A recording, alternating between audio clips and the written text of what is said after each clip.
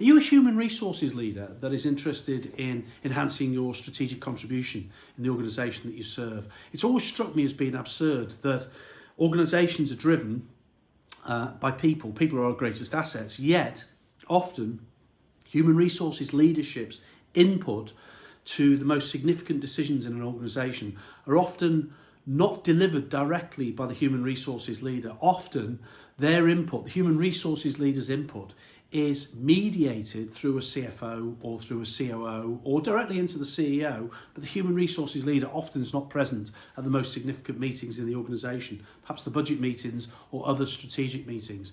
And I think that doesn't necessarily have to be the case, and it really oughtn't to be the case. It seems slightly strange. But against that backdrop, and of course, if we look at a human resources technical role, a lot of what a human resources leader is engaged in comes down to, in many ways, risk management for the organisation, aside from the development of the human resources within the organisation. So a lot of it's focused on risk management, but I think there's much more of a let's call it a front end strategic contribution that human resources leaders can make, and that's what I put together that's the focus in this program. So within this program, which is based on sharing lessons of my experience of working with over 150 operating companies around the world. I was the CFO for a $6.5 billion listed group that has got operations in 70 plus countries. I've been involved in over 50 acquisitions, assessing management teams and assessing businesses for potential acquisition.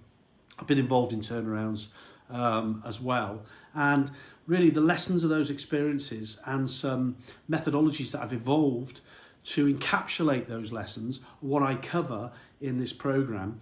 And I weave together a journey. It's a 3-hour journey. You don't have to do it all in 3 hours. You can break it down into 15-minute blocks if that's what you prefer, for example, because it's all based on short, sharp, focused, punchy videos that are very reflective in nature, provide information, provide opportunities for reflection. But it's a journey. It's a journey of thought, provocation and reflection.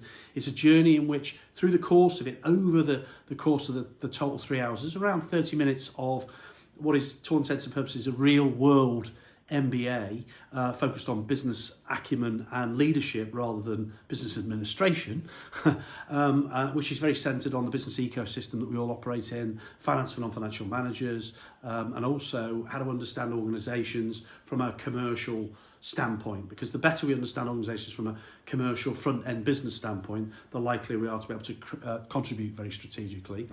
And the structure of the whole programme is one that's also designed to provide you an opportunity to reflect on the holistic environment. Both it's a lens called PPMC leadership, but you can use this lens to reflect on the environment you have in place and you've designed for your team, for your human resources team as a leader, but also for the organisation as a whole.